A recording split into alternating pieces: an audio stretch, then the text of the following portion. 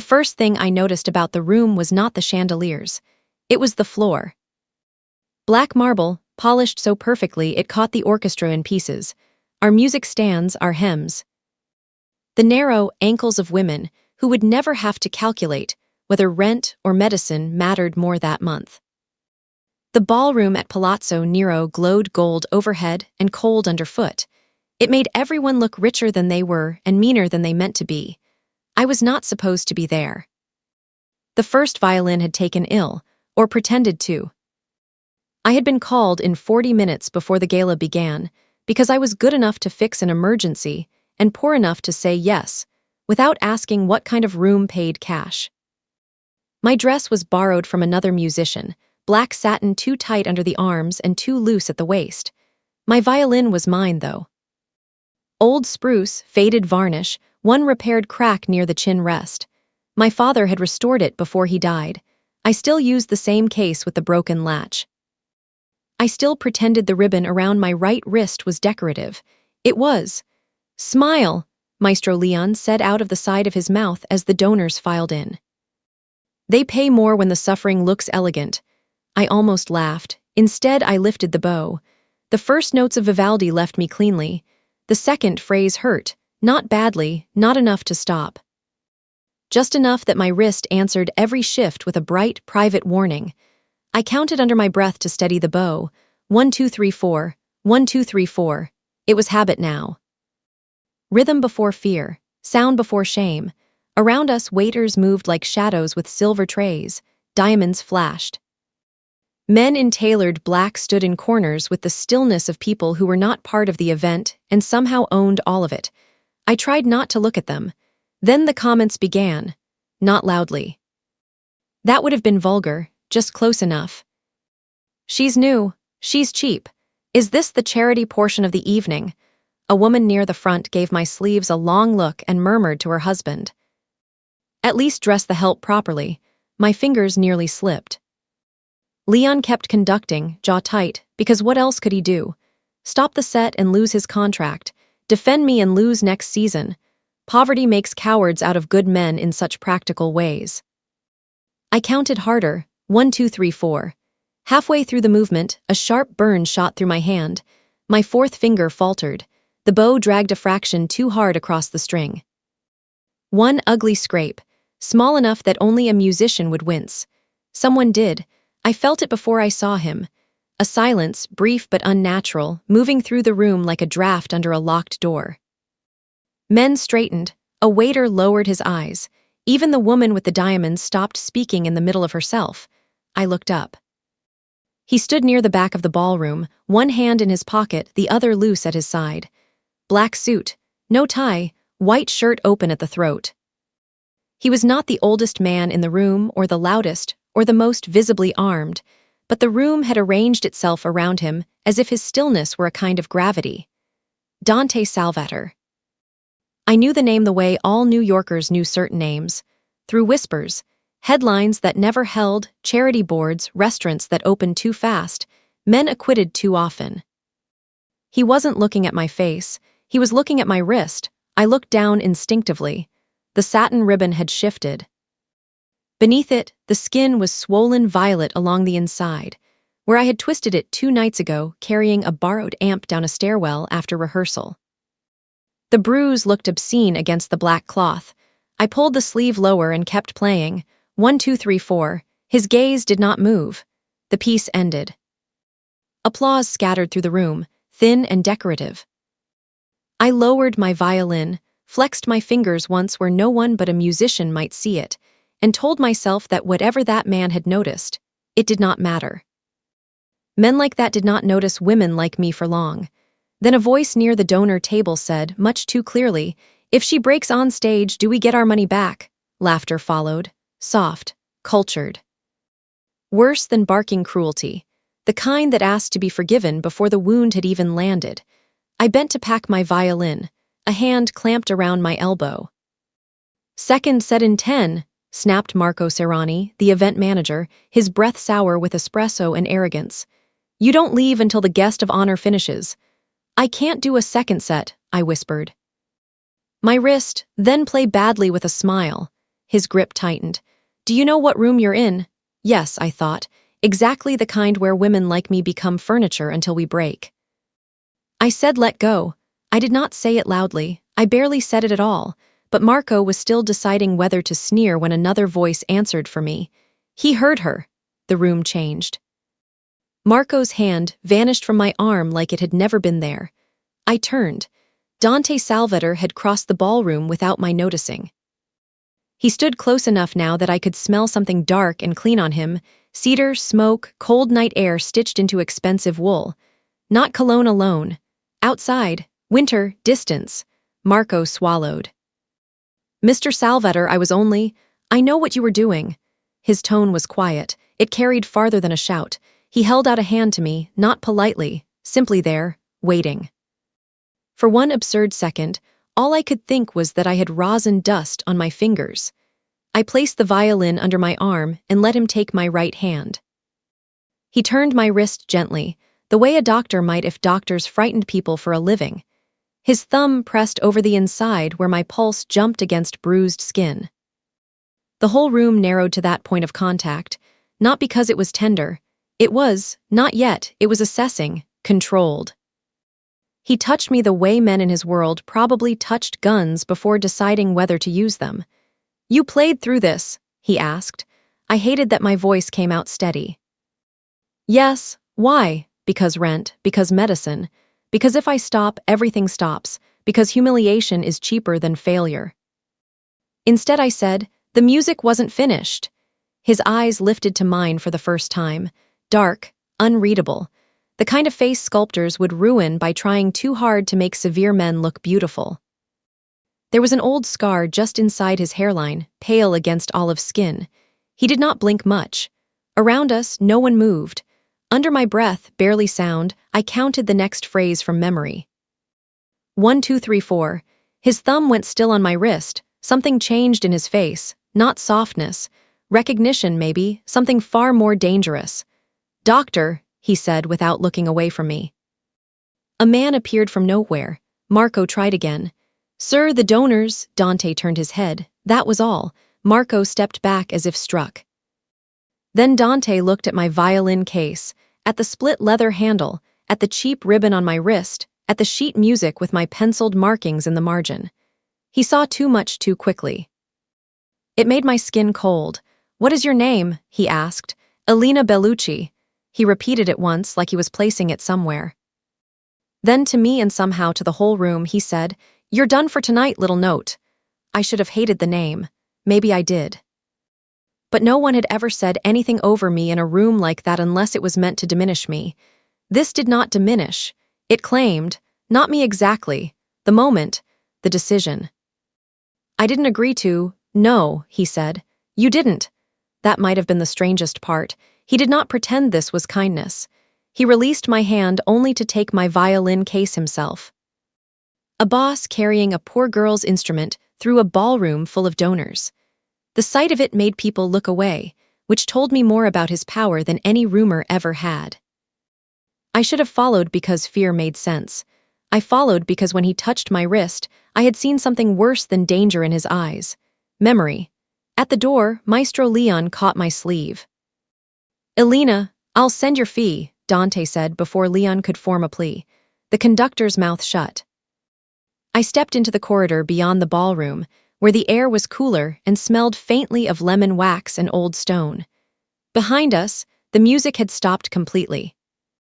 1, 2, 3, 4, I counted silently, because it was the only thing in me that still felt mine. Ahead of me, Dante Salvator did not look back. I knew, with the clean certainty of a snapped string, that whatever door had just opened behind me was not the one that mattered. It was the one that had closed. I woke to the sound of church bells and did not know where I was. For a few seconds, that felt like peace. Then memory came back in fragments. The black marble ballroom, Dante Salvator's hand around my violin case, the doctor at my wrist, the silent elevator. The town car with windows, so dark they turned Manhattan into a moving bruise. I sat up too fast and the room tilted. Not a hotel. A bedroom, yes, but not the kind paid by the night. High ceiling with cracked plaster roses. pale curtains breathing over tall windows. A wardrobe older than my entire building. On the chair beside the bed sat my folded dress, cleaned and pressed. My violin case rested on a small table beneath the window, latch repaired. That detail frightened me most. Someone had touched my things carefully. I got up barefoot. The floor was cold wood, not marble. My wrist had been wrapped properly in a slim brace. My stomach tightened when I saw the neat medical tape beneath it. Whoever had treated me knew what they were doing. The bedroom door opened onto a corridor lined with paintings of dead men who looked expensive and disappointed. I followed the smell of coffee downstairs. The house was not a house. It was a restrained kind of palace. Stone, dark wood, old money polished into obedience. Somewhere in the distance, a radio murmured in Italian. Somewhere closer, a man laughed once and then choked it back, as if laughter had wandered into the wrong jurisdiction. I found the kitchen by smell alone, tomatoes simmering, bitter coffee, fresh bread, and a man in a navy tracksuit standing before an island piled with boiled eggs, glaring at a digital food scale like it had insulted his mother. He looked up, 30 maybe, solidly built. Handsome in the reckless, overexpressive way that made tragedy seem unlikely near him. It was a false impression. The gun under his loose jacket ruined it. "You're the violin girl," he said. "Is that better or worse than kidnapped girl?" he considered. "Depends on the wallpaper." He held out a hand. "Giovanni Ferrante, Gio, if you're kind." Logistics, driving, occasional emotional support for ungrateful people. I stared at his hand until he dropped it with a sigh. "Right. You've had a difficult kidnapping morning." "I'm not. If you say not kidnapped because technically you were escorted. I will respect the legal precision and still think you hate fun." He bit into an egg white with the expression of a martyr. On the far side of the kitchen, a woman in her 50s chopped parsley with lethal accuracy. Silver threaded her dark hair. Her face held the kind of beauty that had survived being impressed by very little. "Stop talking at her," she said. "I'm being welcoming, Maria. You're being loud." She turned to me, wiped her hands, and came around the island. "Maria Greco. Sit down before you fall down." "I'm not hungry." "That wasn't a question." I sat. Sometimes survival is just correctly identifying who can actually make your day worse. Maria poured coffee, set bread and ricotta in front of me, then lifted my wrist with efficient fingers. "Swelling S better, you were lucky." "I don't feel lucky." "No," she said dryly. "That part improves selectively." Gio leaned against the counter. "For the record, if Maria offers you soup, accept. If she offers you advice, pretend to accept. If she asks whether you deserve the advice, lie." Maria flicked a dish towel at him without looking. He dodged too late. "You live here?" I asked. Gio clutched his chest. "Listen to the disrespect." "I survive here. I am a simple man trapped in a house where olive oil is considered a moral requirement." Maria sniffed. "You can leave whenever you want." He brightened. "Say that again, but mean it." I almost smiled. It vanished when Dante walked in. He didn't enter rooms like other men. There was no pause, no checking who was present. The room adjusted around him before he spoke. Dark shirt today, sleeves rolled once, a file in one hand. He smelled faintly of smoke and cold air again, as if he belonged more naturally outside at midnight than inside at breakfast. His eyes went first to my coffee, then my wrist, then my face. "Did you sleep?" I hated answering him. "Eventually." "Good." That was all. As if my sleep had been an item on a list he expected the world to satisfy, I pushed my chair back. "I need to leave." "No." Not sharp, not amused, just no. "I have a grandfather who doesn't know where I am. I teach lessons on Tuesdays. I have rehearsal tomorrow. Whatever performance of concern this is, I'm not interested." He laid the file on the counter. "Your grandfather already knows you're safe." Ice slid slowly through my ribs. "You went near him?" "I sent a doctor to the apartment and a woman to stay the day." I stood. "You had no right." "You're correct." The answer landed harder than if he had argued. "Then let me go." "No."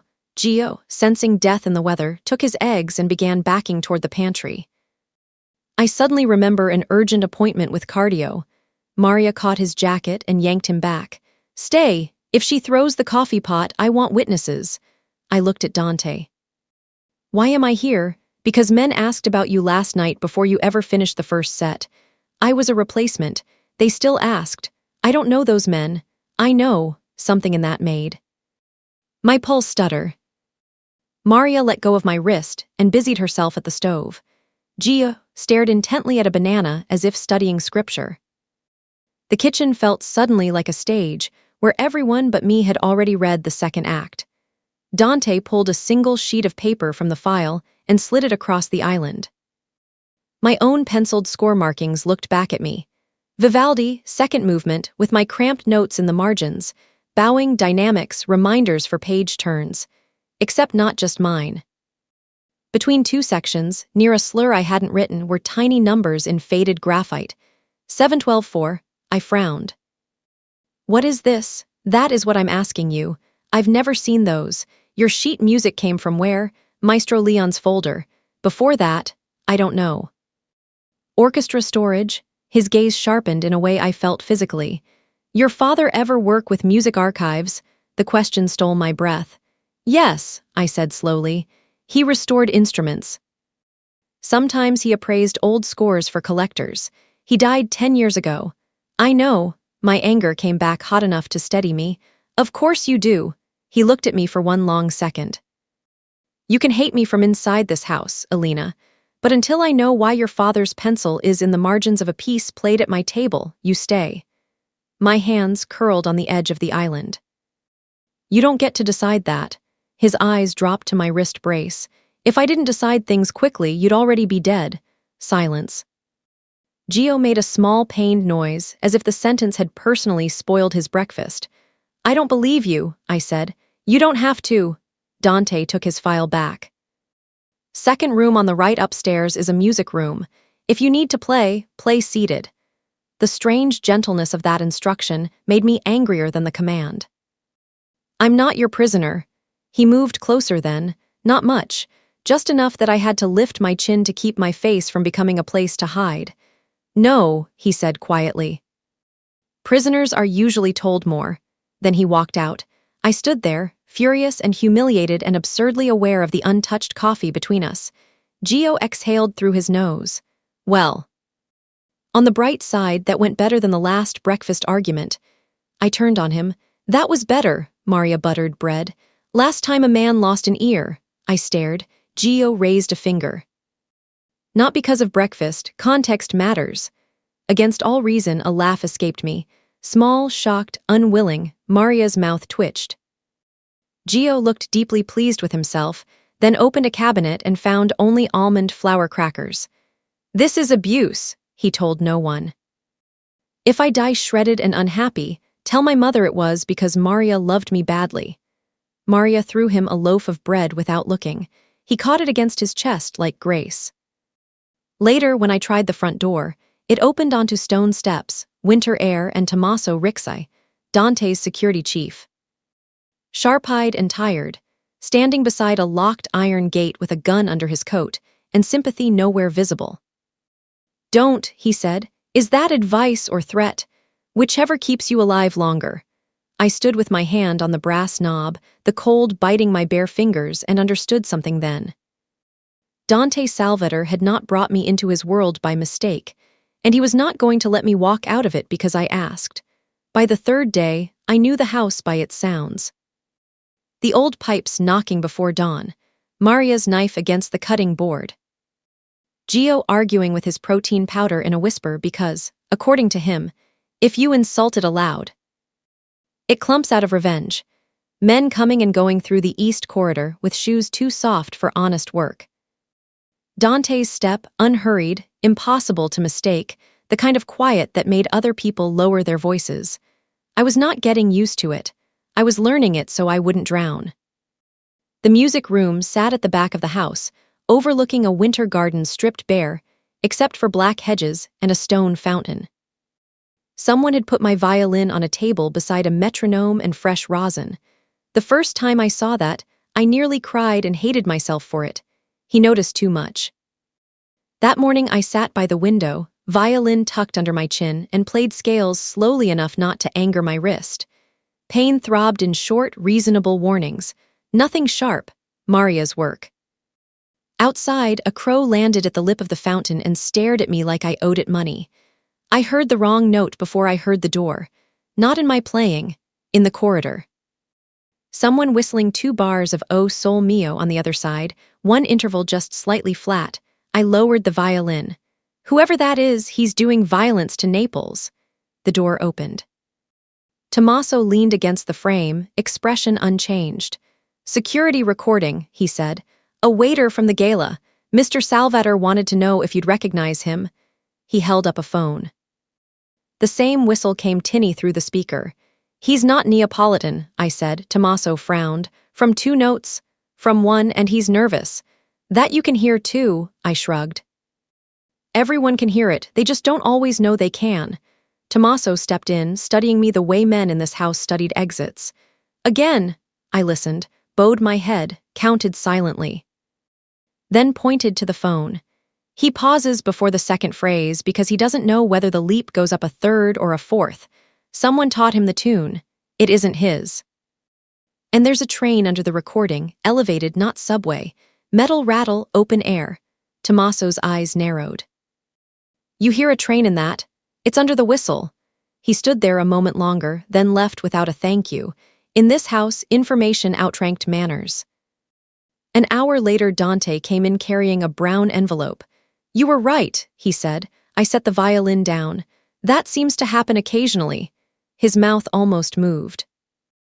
"The waiter used to work catering near the East River, one of Vescovi's clubs." The name meant nothing to me. I wished it had. He handed me the envelope. Inside were copies of old invoices, photographs of scores, and one picture of my father from years ago, leaning over a workbench under a hanging lamp, violin parts spread around him like bones. My throat closed. "Where did you get these?" "My archives." "You keep archives on dead violin restorers."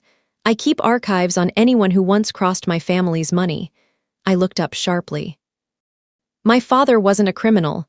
"No," Dante said. "He was useful to criminals." The distinction did not comfort me. I took the photograph anyway.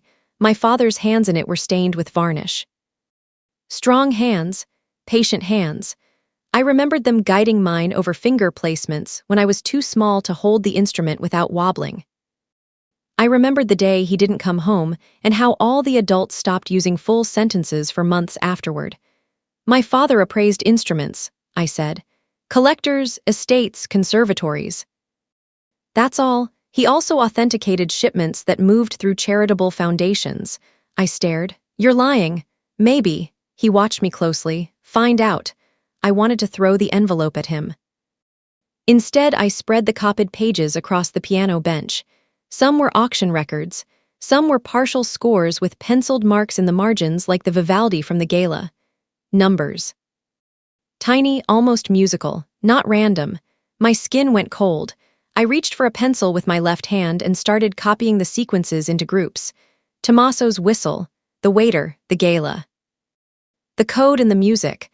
Something in it all pulsed just beneath understanding, like a theme returning in another key. "What are these?" I murmured. Dante moved to the window. "That's what men are willing to kill for." I hated how naturally he said it. I arranged the numbers beside note values. Quarter note, half note, rest, measure.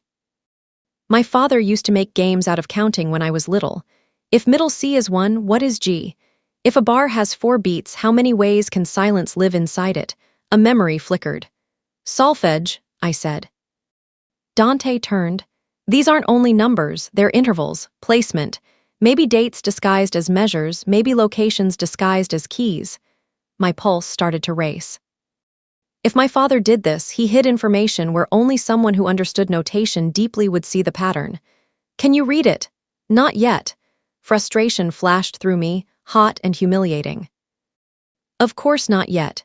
10 years dead, one frightened week inside a mafia house, and somehow the world expected me to translate my father. Tommaso returned with a small metal case and set it by Dante's hand. Gun parts, I realized a second later. Cleaned, precise, terrible in their calmness. He glanced at the pages spread beside me. Men at the gate want more perimeter after dark, he told Dante. They'll get it.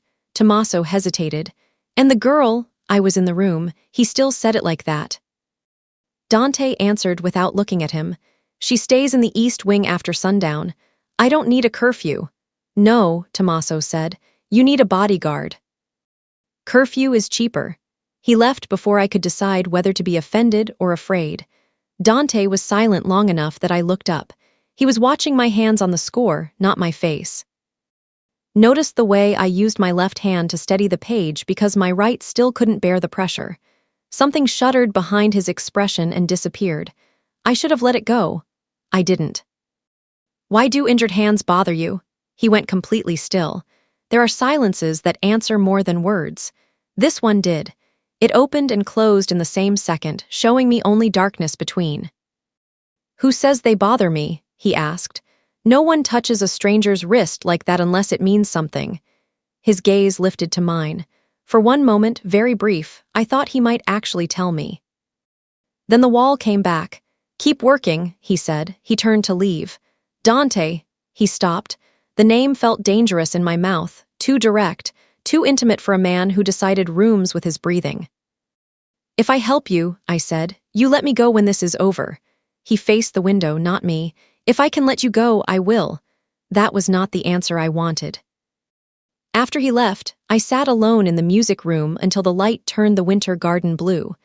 I looked again at my father's picture, at the curve of his bent head, at the pages covered in numbers that were not only numbers, and for the first time, I allowed the thought to arrive whole. My father had hidden something inside music. And Dante Salvator had known my name before I told him twice. Dante, he stood in the corridor outside the music room and listened to her count under her breath as she worked through the code.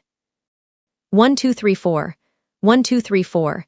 10 years ago, his sister had counted like that through broken fingers while she told him she was fine.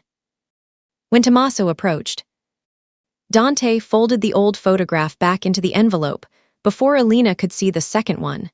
The image of Luca Bellucci beside Mirla Salvator at a conservatory benefit 2 weeks before both of them were marked for deaths. The first mystery broke open on a Thursday night with rain against the windows and Gio cursing at a treadmill. I found him in the basement gym arguing with the machine in low, offended Italian while it beeped judgmentally.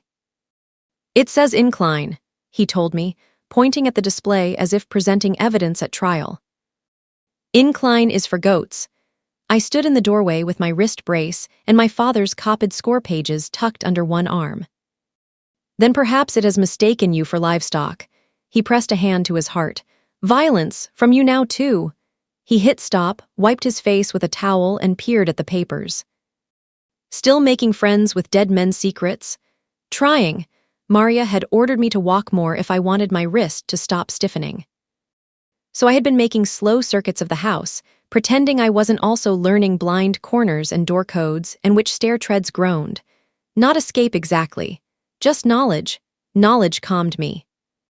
Gio swung off the treadmill. Come upstairs. Maria made minestrone and pretended it was for everyone. But the tiny meatballs are clearly an act of war against me specifically. You live a difficult life. Nobody sees me.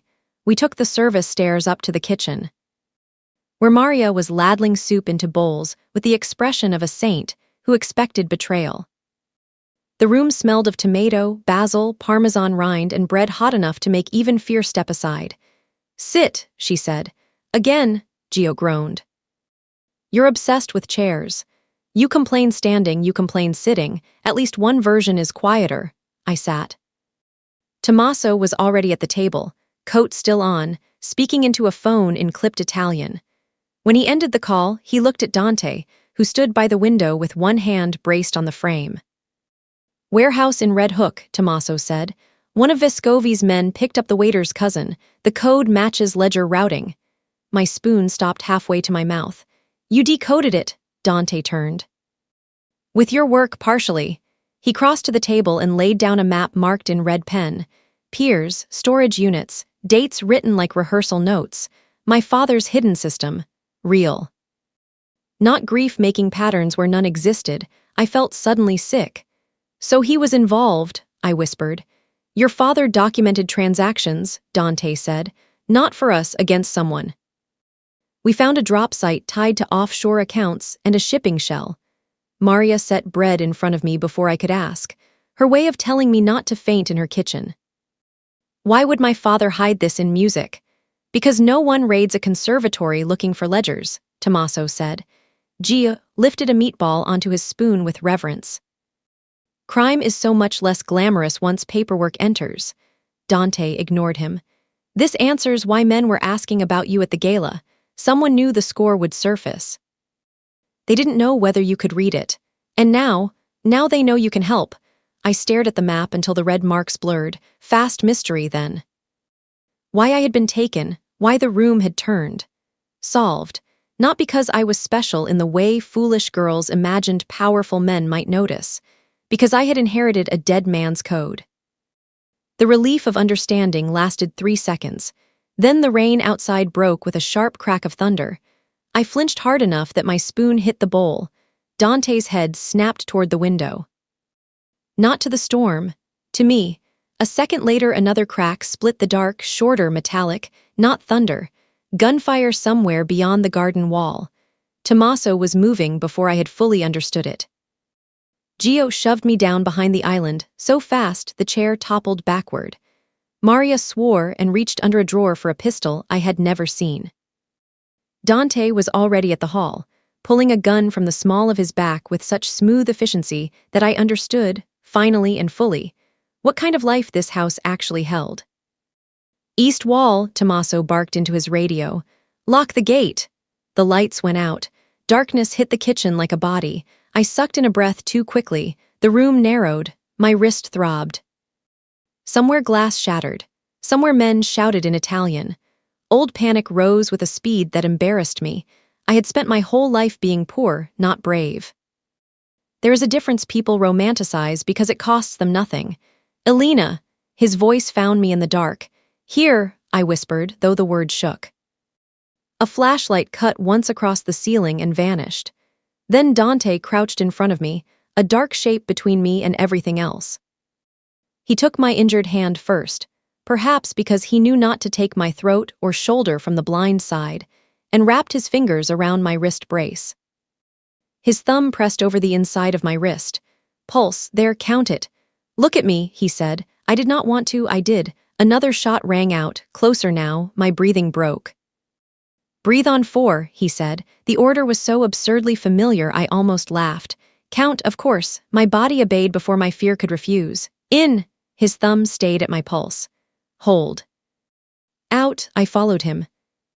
Across the kitchen, Gio muttered. If I die before my cheat meal, I will haunt this family without mercy. Maria hissed. Shut up. Humor is all I have. Woman, even then, especially then, I nearly smiled. The generator kicked in. Low emergency lights washed the room amber. Dante was still crouched before me, gun in one hand, my wrist in the other. Rainwater darkened one shoulder of his shirt. There was broken glass in his hairline near the scar. You hurt, he asked. No, liar. It should have sounded cruel, it didn't. Tommaso reappeared at the door with 2 men behind him. 3 at the wall, 1 down, 2 ran, they were probing response times. Dante rose. The kitchen seemed colder without him blocking the dark. Then they know enough to be stupid, he said. They also know the East cameras were offline for 9 seconds. Dante's expression changed very little. That was the frightening part. Men who raged announced themselves. Men like him only became more still. Fix it, he said. Tommaso nodded and vanished again. Maria came to me with a broom to clear the broken glass. Upstairs. Now, I stood too fast, my knees unsteady. Dante caught my elbow before I tipped into the counter. His grip was firm, brief, maddeningly careful. What happened to your sister? The question left me before I could stop it. Maybe it was the dark, maybe the gun in his hand. Maybe the way he had counted my breath instead of telling me not to be afraid. Whatever it was, the words came. Maria went still. Gio looked at the floor. Dante's face gave nothing. but something behind it opened like a knife. "Go upstairs, little note." I should have obeyed. Instead, I said, very softly, "That's what this is, isn't it?" His jaw flexed once. "Go," this time I did. Later, when the house had settled into that eerie after-violence silence rich people's homes should never know, I stepped onto the rooftop terrace outside the music room because sleep was impossible and fear needed cold air. He was already there. No jacket, shirt sleeves rolled, rain needling silver through the dark. The city glowed beyond the wall like a promise made to the wrong people. I should have turned back. Instead, I stood beside him, not close enough to touch. "My father would write fingerings in the margins when he was anxious," I said. "Anything to keep his hands busy." Dante said nothing. "I don't know if he was good," I admitted, "or only desperate." At that, Dante looked at me. "There is a difference," he said, "but not always from the outside." The wind cut through my sleeves. I tried not to shiver. He noticed anyway. Of course he did. Without a word, he took my right hand again, turned it palm up. His own were larger, rougher than I expected, a thin old scar across the knuckle. He covered my fingers with both of his and breathed warmth over them once. The intimacy of that almost undid me. Not because it was romantic, because it wasn't trying to be. I could not think of a single safe thing to say, so I said the truth. "You scare me less than you should." Something flickered in his eyes then, dangerous and tired and almost human. "That," he said quietly, "should scare you most."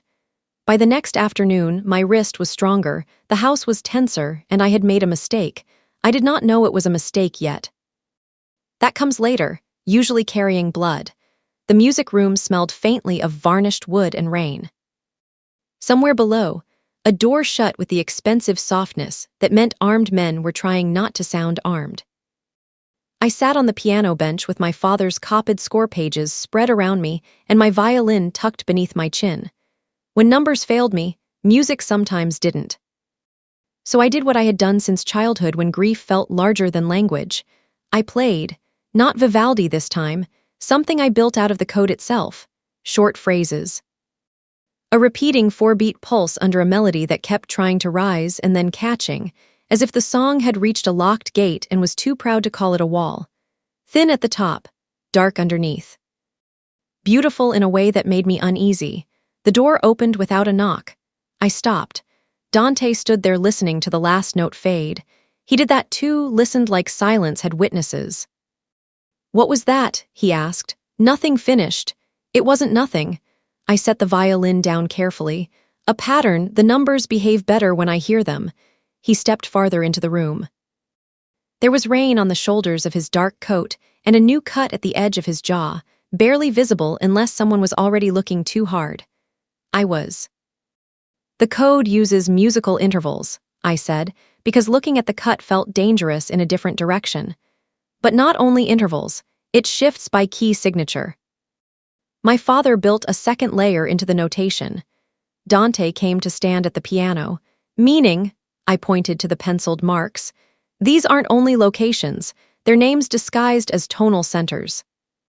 C major, B minor, E flat, initials." He wasn't hiding transactions, he was hiding who moved them. His gaze sharpened. "Can you read the names?" "Some, one repeats." I slid a page toward him. The marks looked harmless. A child's exercise, a dead man's small handwriting. "MV," I said.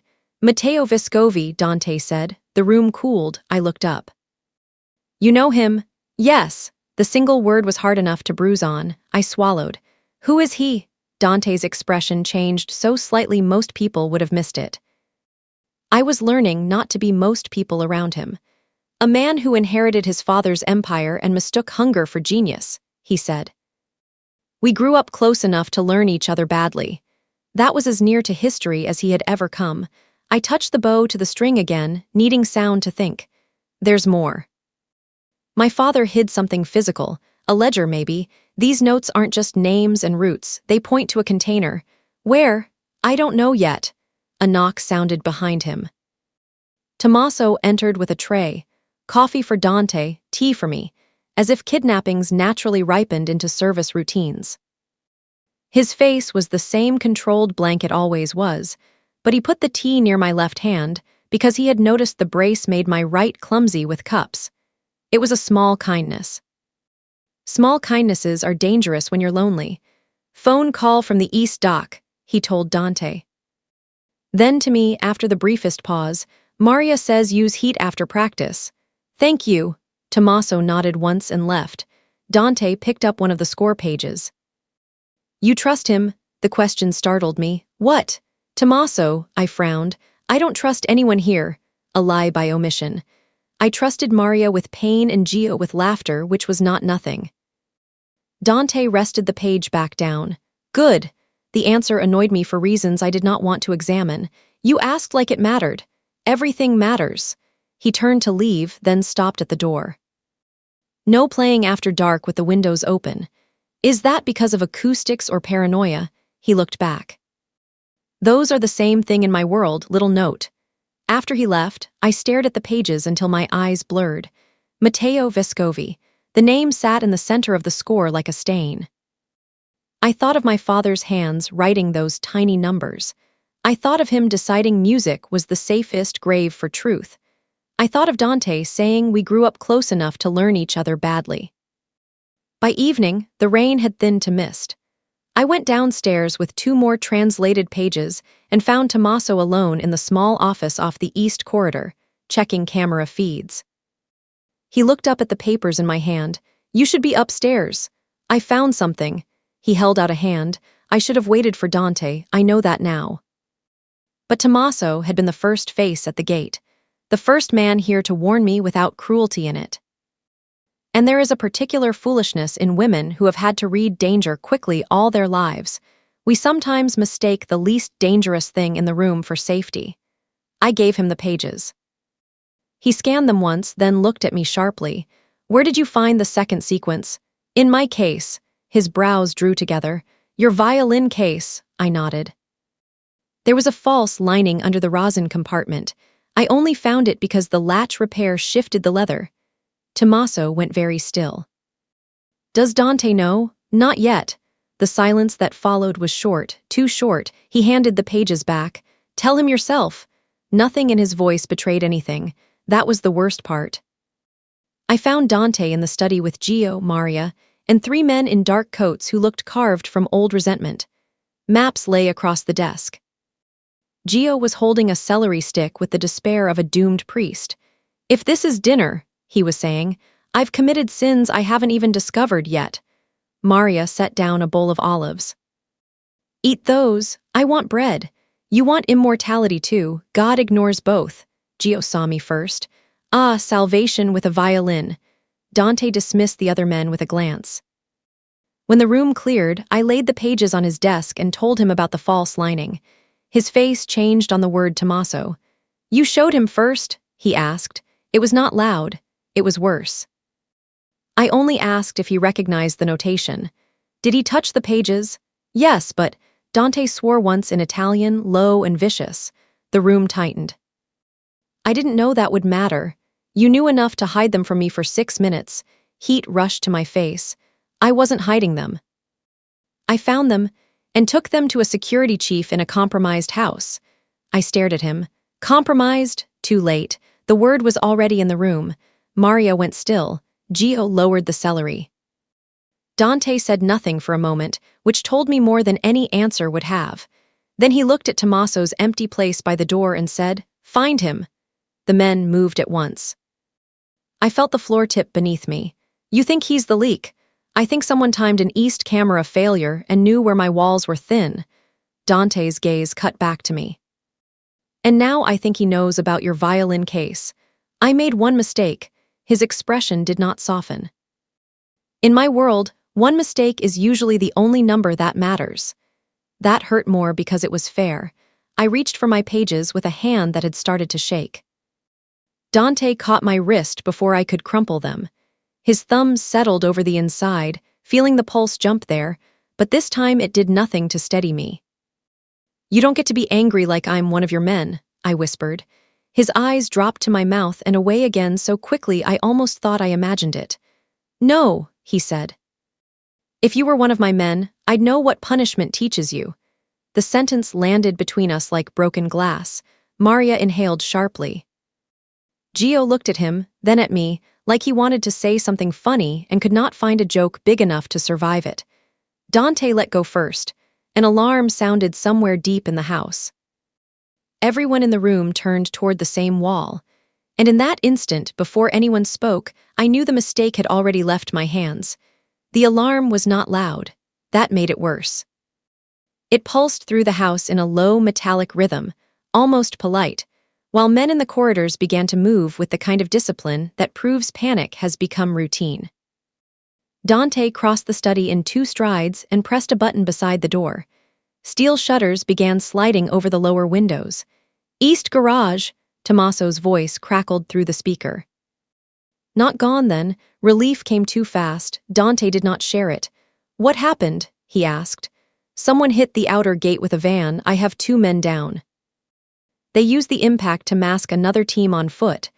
Dante's face turned to stone. "Hold the east stairs." He looked at me. "Upstairs, music room, now." "No," his eyes flashed once. "Elena, this is because of what I found. I'm not hiding while you decide things around me. This isn't debate. Then stop speaking to me like I'm furniture." For one terrible second, no one moved. Maria held a pistol at her side. Gio had somehow acquired a shotgun and still looked faintly offended by it. Dante stepped toward me. "Little note," he said, too quietly. "If I have to choose between your anger and your blood on my floor, I'll survive the anger." Before I could answer, another impact shook the house. Tommaso's voice again, rougher now. "They're not after the house. They're cutting us off from St. Agnes." Dante went still. I saw it. So did Maria. "What's at St. Agnes?" I asked. No one answered. Then Dante turned to me. "The ledger," I blinked. "What?" "The code's final reference point. St. Agnes Chapel, lower crypt. Your father used a hymn index as a map." "You knew." "I suspected." Needed confirmation. My hands clenched. "And you didn't tell me." "I'm telling you now, because men are already there." "Yes." The words snapped through me. He had not lied. He had simply handled the truth the way he handled everything else. Late, selective, sharp enough to keep control. Gia looked from one of us to the other. "This would be sexier if nobody was trying to murder us." Maria smacked his shoulder. "Move." Within 2 minutes, we were in the armored SUV under the east portico, rain slicking the stone black as oil. Tommaso drove.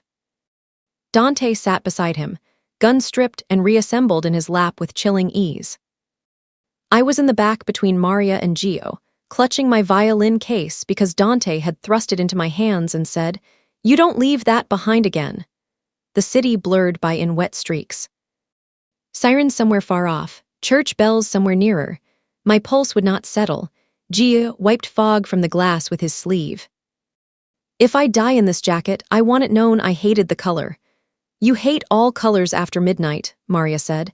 "I hate hardship, Maria. It keeps finding me." She checked the magazine in her pistol. "That's because you talk loudly enough for hardship to hear." I looked at Dante's profile, the hard line of his jaw, the old scar near his hairline, the cut at his mouth from yesterday. "Why, St. Agnes?" He didn't turn. "Because 20 years ago the parish stored instruments in the Undercroft during a renovation. Your father catalogued them. And you knew that because," this time he did look back, rainlight moved over his eyes and vanished. "Because my sister studied there." The air changed. No speech followed, no explanation, just that one sentence, carrying a history too heavy for the moving car. We reached the chapel 3 minutes before the shooting started. St. Agnes sat wedged between taller buildings like a bad conscience the city had forgotten to demolish. Gothic stone, iron fence bent at one hinge. The red sanctuary lamp burned behind wet-stained glass. I had passed it 100 times in other lives, without imagining men might die on its steps over something hidden beneath hymns. Tommaso killed the engine. 2 in front, unknown at the rear. Dante turned to me. "You stay with Maria. I can read the map faster than any of you." "I know." Then, the gunfire came from the alley first, short bursts. Controlled, not warning, killing, everything moved at once. Maria dragged my head down as the windshield starred. "Gia, shouted something inventive involving saints and cholesterol. Dante shoved his door open into the rain and became, in the space of one breath, something I had only guessed at inside warm rooms. Not rage, worse, precision. He crossed the chapel steps like the weather belonged to him. 1 shot. 2. A man by the iron gate folded before I understood Dante had fired. Tommaso took the alley. Maria was out on my side, using the SUV door as cover. Gio was beside her, somehow still talking. "I'm too young to die lean."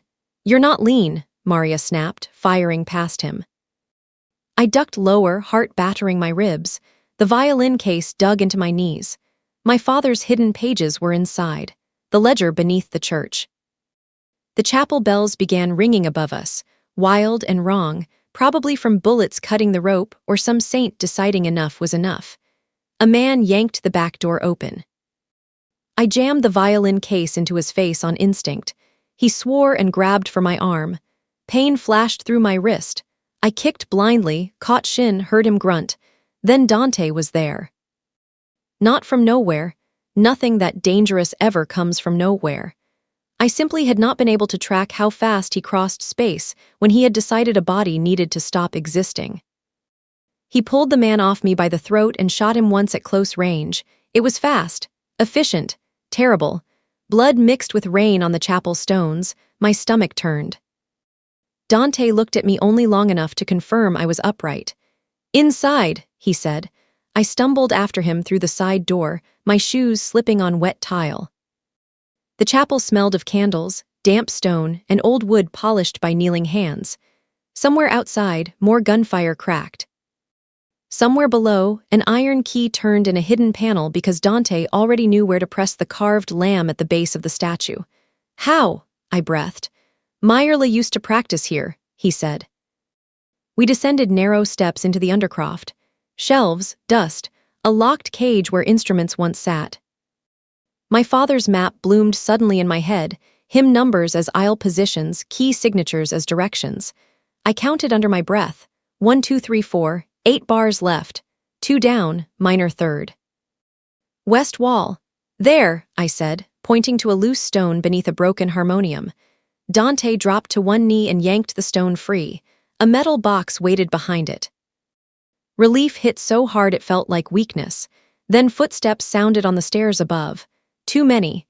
Dante stood with the box in one hand and his gun in the other. "Back, I can help. Back, Alina." There it was again, that command sharpened by fear he refused to name. The first man came into the undercroft fast and died faster. The second fired low. Dante turned just enough that the bullet struck his shoulder instead of his throat. I made a noise I will never admit to making. Maria hit the stairwell from above, Tommaso from the side passage. The world narrowed to flashes and stone and breath. Then it ended, just like that. 3 bodies, 1 overturned chair, blood spattering a wall painted with a saint's faded hand. Dante standing in the middle of it, left sleeve darkening, metal box still in his grip as if he had never considered dropping it. I stared at the blood on his shirt. "You're hit. It passed through. That is not comforting." He almost smiled. Almost. Back in the sacristy, Maria cleaned the wound while I stood too close and pretended not to. Dante sat on a wooden chair beneath a row of priest robes, jaw set, shirt open at the shoulder. The bullet had carved a groove through muscle. Not deep, deep enough. I had never seen that much of him. Skin marked by old scars, new violence, and the impossible restraint of a man who could have made the room about pain and did not. Maria tied off the bandage and left to check the perimeter. Gio limped in, wet hair plastered to his forehead, one sleeve torn. "I got shot at for a box and still no bread," he announced. "This family rewards nothing." Then he saw Dante's face, sobered, and stepped back out again without another word. The door shut. Rain tapped the stained glass. My hands would not stop shaking. Dante noticed. Of course he did. He reached out, palm up. I hesitated, then placed my injured hand in his. His thumb pressed the inside of my wrist. "Count. There, alive." He looked at the bruise, mostly yellow now under the brace, then at my mouth. "You watched me kill a man." "Yes, and I had 100 clever lies available. I used none of them." and I can't seem to make myself step away from you." Something broke behind his eyes. He drew a slow breath. "That is the first truly dangerous thing you've said to me." "I know." He moved then, not fast, not taking, not asking with words he would later weaponize. He lifted his uninjured hand to my face and stopped before touching me, as if giving me one last clean chance to become someone else. I did not move away. His mouth touched mine. Barely. Warm, then still, then deeper by a fraction when I made the mistake of breathing his name against him. It was not hunger first. It was restraint finally loosening by one thread. The kind of kiss that said he had stopped himself before and would stop again if I asked. The knowledge of that undid me more than any force could have. He pulled back first. Forehead to mine, voice rougher than I had ever heard it, he said, "You kept counting when they laughed at you." I closed my eyes.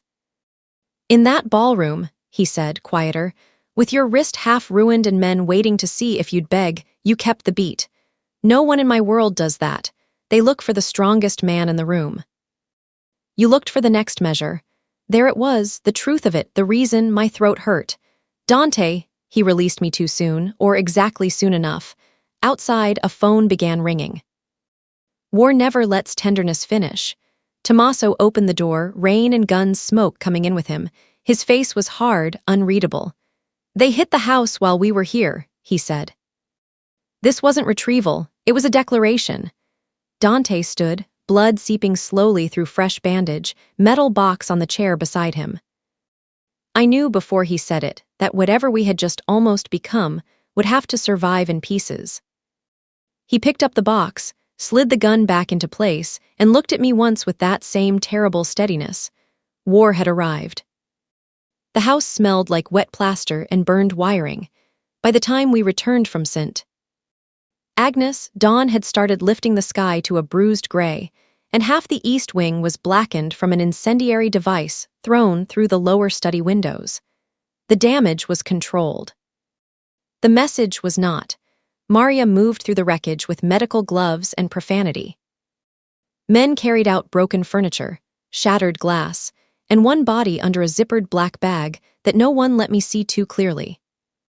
Gio sat on the kitchen counter with his pant leg rolled up, while Maria stitched the graze along his calf. "I need everyone to understand," he said through clenched teeth, "that I was shot while fasting. There should be medals." "There should be silence," Maria replied. He caught sight of me in the doorway and brightened theatrically. "Elena, tell her near death increases carbohydrate requirements. It probably increases whining first." He put a hand over his heart. "She gets sharper every day. I'm raising her beautifully." I laughed despite the smell of smoke in the walls. Then I saw Maria's hands shake once before she hit it, and understood how close the night had come. Dante stood at the far end of the kitchen, speaking to two captains in low Italian. His bandaged shoulder was hidden under a black shirt, but I knew exactly where the cloth pulled too tightly when he moved. He had not looked at me properly since the chapel. That should have relieved me. It didn't. Tommaso was nowhere. I waited until the men left. "Have you found him?" Dante poured coffee and did not drink it. "Not yet. He might be dead." "He might." The answer was too even. I crossed to the table. "You think he led them there?" "I think he disappeared between the first alarm and the second assault." "That isn't proof." "No. And if he did," Dante finally looked at me. "Then he comes home and explains why my men bled while my security chief went missing." The word home from his mouth should not have meant anything. In that moment it did. Maria tied off Gio's bandage and smacked his shin lightly when he tried to peek. "Walk, I've just survived violence. You survived a scratch that targeted my favorite leg." She shoved him off the counter. He limped 2 exaggerated steps, then caught himself when Dante's gaze slid his way. Even pain learned manners around him. The metal box from St. Agnes sat on the table between us. Dante opened it with a key taken from a chain under his shirt. Inside were ledgers, old photographs, and a rosary wrapped around a flash drive. I stared. "A flash drive? My world believes in modernization selectively," he said. I almost smiled. Almost.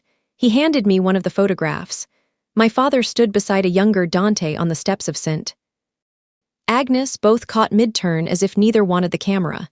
Between them, laughing at something outside the frame, was a girl with dark hair and a violin case. Myrla. I knew it before he said it.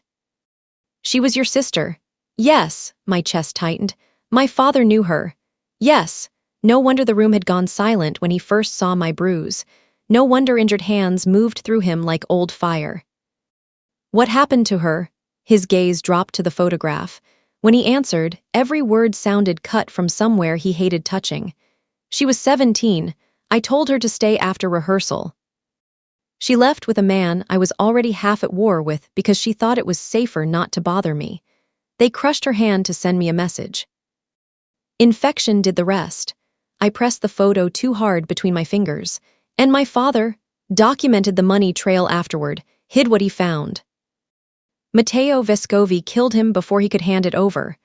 The slow mystery began to form its spine then. My father and his sister, the chapel, the ledgers, none of this had started with me. I had simply walked back into a wound still waiting to close. A phone buzzed on the table. Dante checked it, face hardening. What? He set the phone down. Your grandfather is ready. For what? To leave. The word hit strangely, like relief wearing grief's coat. He gave instructions efficiently, almost kindly, which was much worse. Safe apartment in Florence. Doctors. Music conservatory contacts through people who owed him more than they liked. New documents. A car in 30 minutes. Maria would accompany my grandfather to the airport. I could go with them, or choose another city. I didn't ask for exile. I know. You're sending me away. I'm giving you the exit you no longer have if you stay. I looked at the burned plaster, the men with guns. The black bag that had already gone. I thought of the chapel stones slick with blood, of his mouth on mine in the sacristy, of the fact that I had not stepped back after watching what he could do. Maybe this was mercy. Maybe it was punishment for the pages I gave Tommaso. Will you come when this is done? I asked before I could stop myself. Something cold passed through his expression. Don't ask me for promises in the middle of war. That hurt because he was right and because I had wanted him to be wrong. The station platform smelled of diesel, coffee, wet wool, and the ache of almost leaving. Penn Station at 9 in the morning was too bright after the house, too full of ordinary people with ordinary fears. Missed trains, spilled drinks, bad bosses, not death moving through family names. Maria stood with my grandfather near the first-class car, one hand on his elbow. He was smaller than I remembered from 3 weeks ago. Illness does that. It edits people faster than grief. He kissed my cheek and told me Florence had good light for musicians. He did not ask what Dante Salvator had done to our lives. Old men from old neighborhoods know when answers cost more than questions. Maria squeezed my shoulder. You can still come. The ticket in my hand trembled. From the far end of the platform, Dante watched without coming closer. Dark coat, bandaged shoulder beneath it, men around him giving him distance that looked like respect and grief at once. He had brought me here to let me leave and had been cruel enough not to make it easier. Gio limped up carrying a paper bag. Emergency provisions. I looked inside.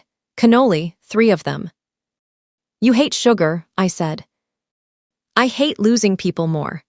Then, because he was Gio and the world would have been unbearable without someone like him in it, he lowered his voice and added. Also Maria made them and denied they were for emotional manipulation, which is how I know they are. Across the platform, Maria rolled her eyes without hearing him. Tell her the truth, you stole those. I liberated them from a hostile pastry environment. The train doors opened. This was it, the real exit, no chains, no locked gates. No man with a gun telling me I belonged anywhere. Just a ticket, my grandfather, a city across an ocean, and the chance to become a woman whose life could still be measured in rehearsals and rent instead of retaliation. I took one step toward the train, then another, and stopped. Because the truth was ugly and simple and mine, I could leave the danger, I could even leave the man. But I could not leave the dead where they were now. Not my father, not his sister, not the ledger that made their murders useful to other people unless someone finished what they had started. I turned around. Maria's face changed first, then Gio's. My grandfather only nodded, as if he had been waiting to see whether I would finally become my father's daughter in the way that mattered least to comfort. I walked back down the platform toward Dante. His eyes did not widen. Dante did not waste shock, but when I stopped in front of him, something in his stillness broke by a hair. If I stay, I said, I stay knowing what this costs. Yes, I lose the life I thought I was protecting. Yes, I may hate you for parts of it. His gaze held mine. You should. I drew a breath that hurt. Then I'm staying. Behind me, the train doors shut on Florence. Dante said nothing for a long moment. Then his hand rose, touched the inside of my wrist where my pulse was racing, and rested there as if sealing a choice neither of us could undo. Then stay beside me, he said, voice low. Or don't stay at all, I nodded. It cost me the platform, the ticket, the cleaner future. It cost me the last honest version of the girl who had walked into Palazzo Nero for rent money and thought humiliation was the worst thing men could do. The train pulled away without me. Staying did not make me brave. It made everything sharper. Back at the house, the men no longer looked at me like a guest accidentally caught in weather. They looked at me like a decision. Maria pressed tea into my hands.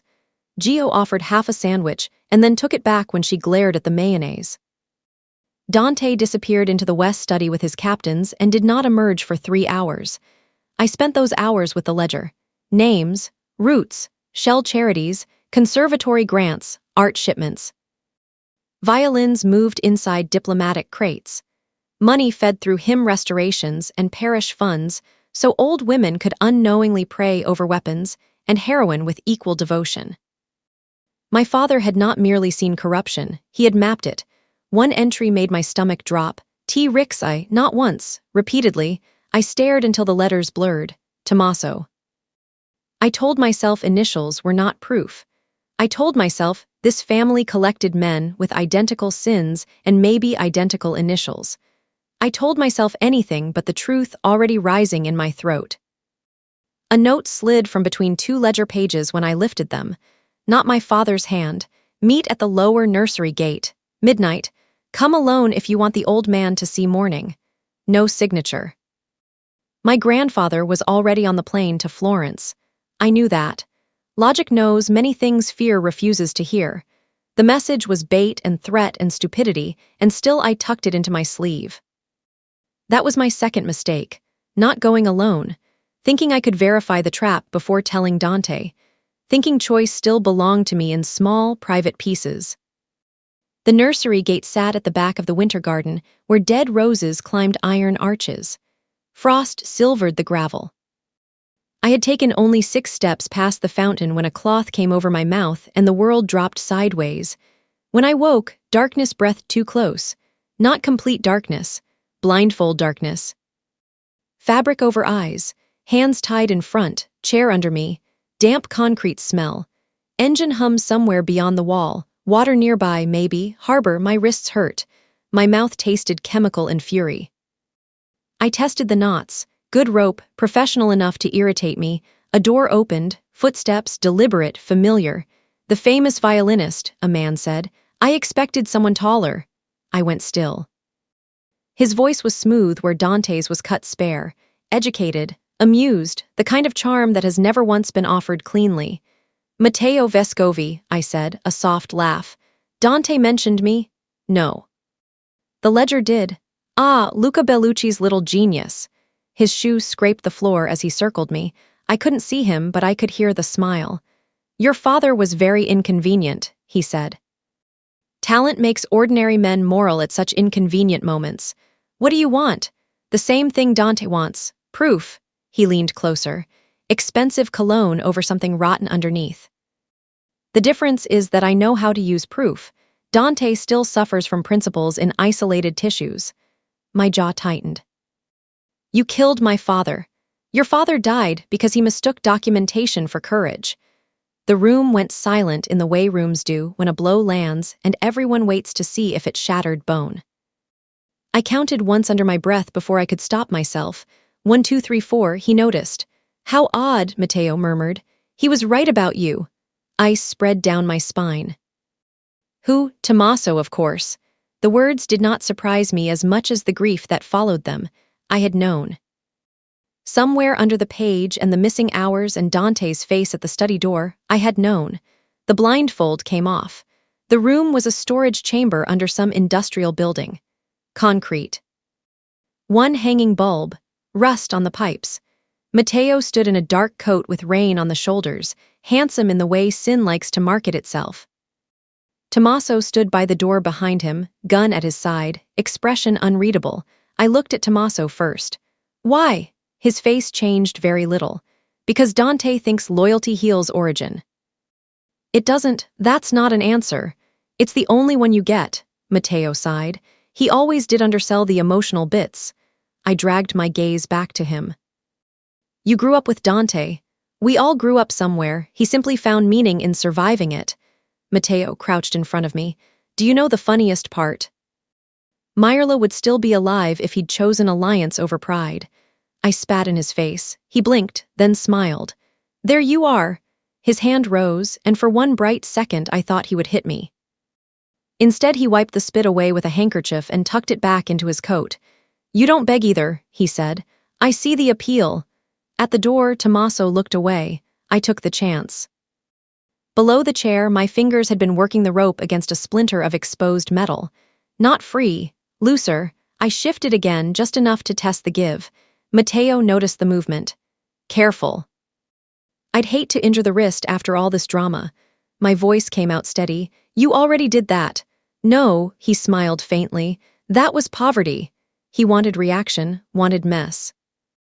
Dante had once told me without telling me that some men mistake explanation for mastery. Matteo was that kind, so I gave him nothing useful, only silence. Only the steady work of my fingers and the count in my head. 1, 2, 3, 4, water nearby, engine hum every 11 seconds, not stationary then, ferry dock, generator, pipe rattle after the hum.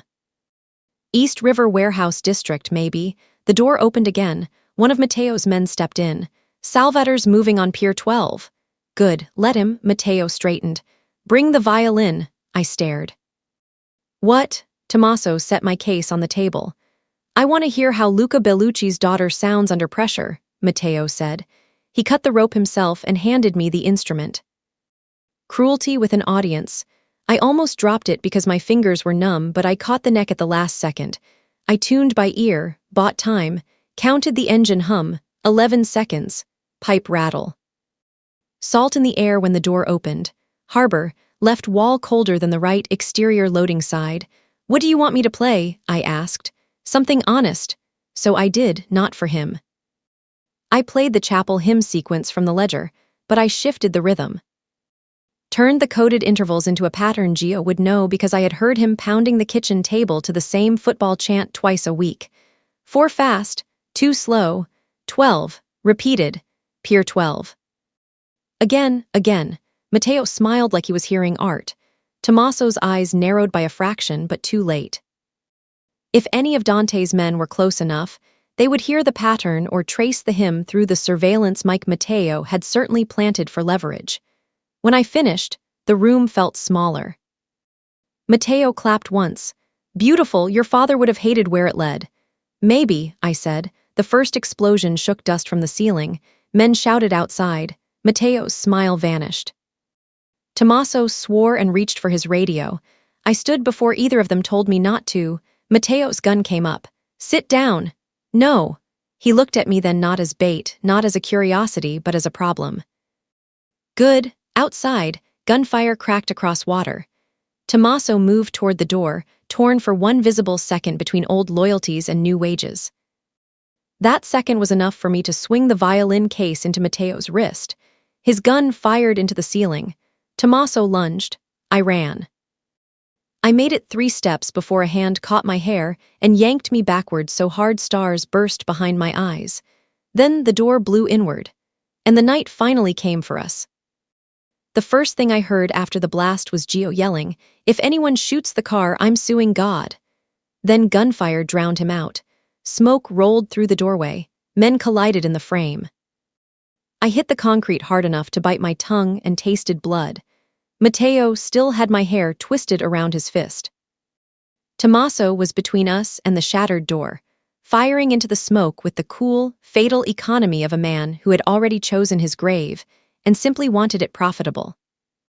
I drove my heel into Matteo's shin. He cursed and let go. I crawled for the overturned chair for anything for air. The violin case lay open on the floor, my instrument somehow unbroken in the middle of ruin. Ridiculous what the eye chooses in terror. Not the gun, not the blood, wood, strings. Survival in polished brown. Tommaso turned first when Dante came through the smoke. No one else in the world moved like that, not fast exactly, not frantic, just inevitable. A line drawn from one side of the room to the other, with death balanced perfectly in the hand that made it.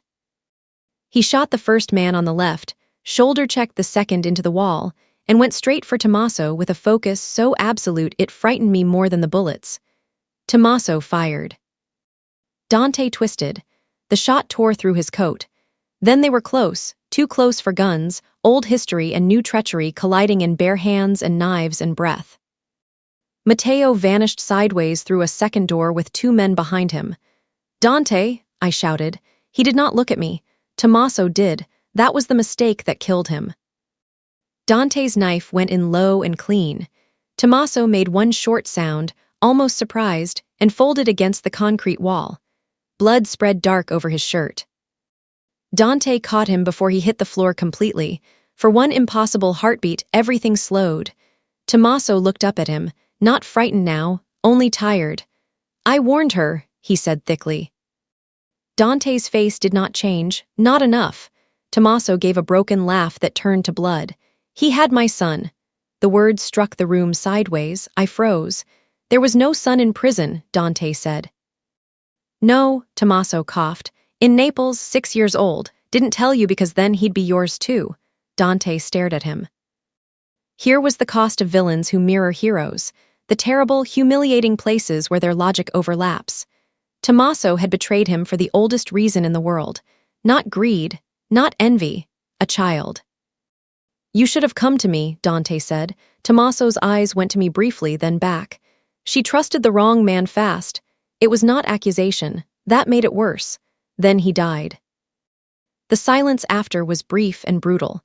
Dante rose with blood on his hands that was not all his. Gio appeared in the doorway limping and furious, shotgun in one hand. "I found her," he shouted to someone behind him. Then, seeing the body at the wall, he stopped. "Madonna." Maria came in a second later, her face hard when it needed to be, and soft only in the places no one was looking. She took one glance at me, checked my pupils with cold fingers, then said, "Can you stand?" "Yes." A lie, but I stood anyway. Dante finally looked at me. I had thought the chapel was the most dangerous expression I would ever see on his face. I was wrong. This was worse because it held too many things at once: rage, relief, guilt, grief, and a restraint so thin it looked painful. I crossed the room before fear could catch up. My hands landed on his coat, then his chest, then his bandaged shoulder because I had forgotten which part of him I was allowed to touch and which I had already crossed beyond. "You're bleeding, so are you." "I'm fine." "You're not." The words came at the same time. We stopped. Around us men moved, bodies were checked, radios hissed. Gio muttered to Maria that if this counted as cardio, he was changing religions. But the room had narrowed again, down to Dante's hands coming up to frame my face, as if he needed the evidence of bone and warmth to believe I was real. Then his thumbs slid to the inside of my wrist. Pulse there, alive, his eyes closed for 1 second. That was all the breaking he allowed in public. When he opened them, he said, "Did he touch you?" The question was simple. The room understood it anyway. "Yes," I said, "not enough to matter." Something dark flickered behind his gaze. "It matters." He turned to one of his captains. "Find Matteo. He's gone to the upper dock. Then burn the dock if you have to." I caught his sleeve. "Wait." He went still. "The engine hum in that room repeated every 11 seconds, I said quickly. "Pipe rattle after each cycle. Salt air on the left wall. We're under the north loading sheds, not the main pier. If he's moving up, he'll use the maintenance stairs because the public ramp is too exposed. Every man in the room looked at me. Dante did not smile. Dante was not a smiling man in moments like that. But something in his face shifted with sharp, private astonishment. "You're sure?" "Yes," he nodded once. "Tommaso's maps were wrong by design. Yours are." There, my skill, finally, not ornamental. Useful, necessary. A way to stand in the room without being only the thing everyone had come to retrieve. Gio pointed his shotgun toward the ceiling. "I'd like the minutes to reflect that the violinist remains the smartest person in this building." Maria shoved a gauze pad into my hand for the cut at my hairline. "Hold that." Dante took one step toward the door, then stopped and looked back at me. The room waited. "I'm coming," I said. "No, I just got kidnapped because men assumed I was easier to move than information. I'm done rewarding that assumption." His jaw tightened. "This isn't the time." "It is exactly the time." For one heartbeat, I thought he would order men to drag me out. Instead, he came back, close enough that everyone else seemed to disappear. "If you stay near me," he said quietly, "you do not run toward noise." "I thought your whole world ran toward noise." "My whole world is badly educated." That absurdly almost made me laugh. He touched my wrist again, brief, hard, as if making a promise he despised needing. "Stay on my left." We climbed the maintenance stairs with harbor wind cutting through broken windows.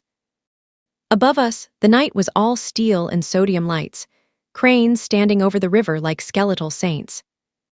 Matteo waited on the upper dock with 4 men and a speedboat already running at the berth below. He smiled when he saw Dante. "You always did arrive dramatic." Dante moved a fraction in front of me. "You always did mistake delay for strategy." Matteo's gaze slid to me. "And there she is, the only honest musician either of us has met in years." I wanted to answer. Dante beat me to it. "She's not yours to speak to." It was not the crude claim lesser men would have made. It was colder, more final. Matteo laughed softly. "Listen to yourself. One bruised wrist and you remember how to bleed." There it was, the mirror. 2 men from the same violent grammar speaking different dialects of damage. Wind snapped at my coat. Below us, black water struck the pilings in heavy, patient blows. Matteo lifted a gun and pointed it at Dante. Not me. Him. Good, I thought with a clarity that frightened me. He still thinks I'm the softer target. He was wrong. The dock lights hummed. The river moved. Men tightened around weapons and breath and old hatred.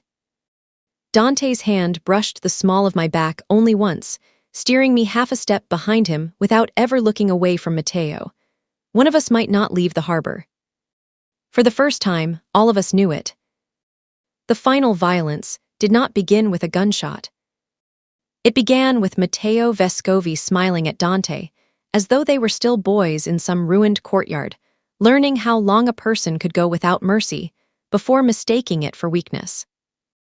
"I kept your city warm while you played king," Matteo said over the river wind. "Collected the men too frightened to kneel to you and too intelligent to die for old rules." Dante's voice was almost gentle. "You always did love scraps." The insult landed. Matteo's smile thinned. He fired first. Everything after that became fragments I still remember by sound. Gunfire cracking against metal rails. Gio swearing behind a stack of shipping crates. Maria barking medical instructions at men who were not yet down, which somehow made them stay standing longer. The engine of Matteo's boat chewing black water below us. Dante moving with a ruthless economy that turned chaos into a series of solved equations. I stayed low behind a rusted winch, housing and clutched the ledger and flash drive under my coat. That had been Dante's order when the shooting started. If I go down, that goes to Gio. If Gio goes down, you run it to Maria. If Maria goes down, I get the point. "No," he had said, eyes on Matteo. "You survive it." Now survival looked like steel sparks and shouted Italian and the smell of cordite coating the back of my tongue. One of Matteo's men flanked left. I heard him before I saw him. Boot scrape, breath, the slight hitch of someone moving injured but committed. I swung around with the small pistol Maria had shoved into my palm an hour earlier and fired once. I hit his shoulder. Not fatal. Enough. He dropped his gun. I stared at my own shaking hand in disbelief for half a second too long. Then Maria's voice cut across the dock. "Elena, down!" I ducked as glass burst above me. Matteo was retreating toward the boat with Dante closing the distance. He did not run like a man fleeing. He moved like a man repositioning a game piece he still assumed he owned. The problem with men like Matteo is not that they love power too much. It is that they love the performance of control even after the board is burning. I crawled to the old signal box beside the berth, rusted, half open, wires exposed. There was a maintenance key panel inside and tacked beside it under yellow plastic, a schematic for the lift bridge that served the private marina channel. I stared. The coded pages, the intervals. The timings, 11-second engine cycles. My father had documented shipping routes through port infrastructure, not just names, mechanisms. I could stop the boat. Across the dock, Dante and Matteo collided at the gangway. No guns now. Too close. Too personal. Matteo drove a knife toward Dante's ribs. Dante caught his wrist and slammed him into the steel rail so hard the whole gangway rang. 1, 2, 3, 4. I forced my hands still and followed the schematic. Maintenance override. Manual lock. Channel gate. I used the small wrench hanging from the panel and jammed the release pin where the diagram indicated. The ancient mechanism screamed awake. Below us, warning bells began to ring. The water gate at the marina mouth started sliding shut. Matteo heard it first. His head snapped toward the channel. "What did you do?" Dante did not look. "You keep forgetting to count the women in the room." Matteo shoved free, rage finally cracking the smooth mask. He fired at the control box. Metal spat sparks into my face. I dropped hard behind it, ears ringing, but the gate kept moving. Gio limped up beside me, panting. "I leave you alone for 10 minutes and you start operating industrial equipment. I was trying to impress you." He glanced at the closing water gate and gave a wounded nod. "It's working." The boat hit the narrowing channel and slammed sideways into iron. Matteo saw his exit die in real time. That did something to his face I will never forget.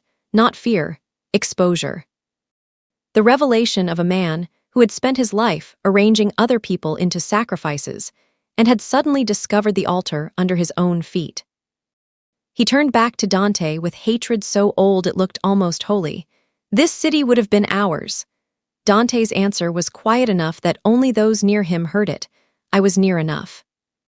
"That's the difference between us," he said. "I never wanted it at that price." Matteo laughed once, broken and furious. Liar. Maybe he believed that. Maybe that was the tragedy. The fight ended at the edge of the dock, where the black water struck the pilings below. Matteo went for the knife again. Dante took the hit across his side rather than his throat, drove his own blade in beneath Matteo's ribs, and held him there as the other man's strength ran out in jerks. For a second they were almost an embrace, brothers in everything but blood, mirrors in everything but the final refusal. Matteo sagged against him.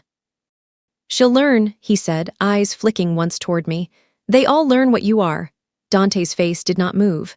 "She already has." Then he let Matteo fall. The body hit the water without grace. Silence did not follow. Real endings never come that cleanly. Men still bled. Radios still cracked. The river still kept moving as though we had not all just become different people beside it. But the shape of the night changed. The center gave way. Gio lowered his shotgun first. "Please tell me that means we can finally eat." Maria, kneeling beside a wounded guard, looked up with murder in her eyes. "If you ask me for bread before I finish compressing this artery, I will become your widow without ever marrying you." I'd still be honored. Even Dante's mouth twitched at that. Brief. Impossible. "Human." Then he put a hand to his side, and blood came through his fingers. I was beside him before thought caught up. "Sit down, I'm fine. You say that like it's law. It often is." He sank to one knee anyway. Maria arrived with gauze and authority. I pressed my hand over his side while she worked. Blood soaked warm between my fingers. Dante watched me the whole time. Tommaso's death found us then, not as shock, but as the thing grief becomes when action no longer blocks the doorway. A captain covered his face with a coat. No one said traitor. No one said father. No one said if he had asked. Those are the cruelest parts of aftermath, the sentences that are true and useless together. His son, I asked quietly. Dante answered without looking away from me. We'll find him. Not to redeem Tommaso, not to balance anything, because there are some debts men like Dante pay only to the dead. By dawn, the ledgers were in federal hands through 3 lawyers and 1 bishop, who owed Dante's family a miracle from 1998. The docs belonged to no one for the first time in years. The shell charities were exposed. The accounts froze before noon. It did not cleanse anything. It simply prevented certain men from growing richer on old bodies. We buried Matteo in the river, and Tommaso in consecrated ground. When the last calls were made and the last orders given, Dante stood beside me at the harbor rail, coat around my shoulders, his side bandaged, his face older than it had been the week before. I took his hand because there was nothing else clean enough to offer. He turned my wrist in his palm and pressed his thumb where my pulse lived. The sky over the river slowly lightened. He said, "It is over." War leaves strange domestic ruins. 3 weeks after the harbor, the house no longer smelled of smoke. Fresh plaster had covered the east wing damage. New cameras watched the gates. Men still came and went at all hours, but their footsteps had changed. Less urgency, more caution. As if violence had not ended, because it never really does in worlds built on memory and money, but had settled into a colder shape. I stayed, not in the helpless way I first arrived, not as bait.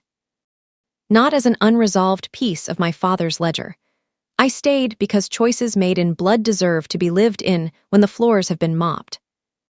My grandfather sent letters from Florence complaining that Italians abroad made coffee like wounded Americans. Maria snorted each time I read them aloud. Gio declared that if old age sounded that theatrical, he intended to survive solely for content. His limp was almost gone. His appetite had returned with fascist enthusiasm. Maria, to his enduring agony, had put him on a low-salt recovery meal plan. "This is not courtship," he told me one afternoon as I sliced lemons at the kitchen island. "This is biomedical revenge." Maria checked his blood pressure cuff without mercy. "If your heart explodes before 50, I refuse to testify I was surprised." He looked at me in deep betrayal. "You hear how she flirts?" I smiled. "It's subtle, but yes." He pressed a hand to his chest. At last, a witness. Warmth had begun returning to the house in small, embarrassing ways. A vase of basil by the window. Maria humming under her breath when she thought no one could hear. Gio stealing olives and pretending dietary restrictions were political oppression. Men laughing again in the corridor when Dante wasn't within 10 feet of them. Dante himself had become, if not softer, then more visible. He no longer disappeared after midnight without telling Maria where the backup keys were. He took his physical therapy seriously, because I once watched him grimace through a shoulder exercise and said, "You realize stoicism is useless if the ligaments still fail." He stared at me for 3 full seconds after that and did the exercise again. He still did not speak more than he meant. That was part of the problem, or the gift, maybe both. We had not repeated the sacristy kiss, not exactly. There had been touches, his hand at my waist in crowded rooms, my fingers fixing the crooked line of his cuff. The brush of his mouth against my temple, the night I woke from a dream of the warehouse, and found him sitting silent beside my bed, because he had heard me cry out. Almost moments, enough to alter oxygen, not enough to resolve anything safely. The proposal came on an ordinary Tuesday. That is how I know it was real. No string quartet, no ring hidden in champagne. No dramatic rooftop, while the city pretended to bless us. Just rain at the windows, Maria making artichoke stew. Gio claiming he could smell potatoes in it, despite your regime of cruelty. And Dante coming into the kitchen later than usual with a small velvet box in one hand and an expression that made Gio straighten instinctively. "Oh," Gio whispered, "I need bread for this." Maria slapped a slice of crust into his palm without turning around. Dante ignored them all and looked only at me. "Walk with me," not a request. Not quite a command, something steadier. I followed him into the winter garden. The hedges had begun to green again. Water moved in the fountain instead of freezing at the edges. Somewhere beyond the wall, traffic made the distant hush that all cities share when they are busy pretending history is elsewhere. Dante stopped near the fountain where the crow used to sit and judge me.